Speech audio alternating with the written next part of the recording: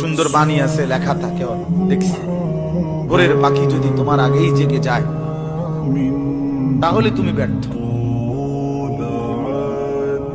ভোরের পাখি যদি তোমার আগেই উঠে যায় তুমি ব্যর্থ।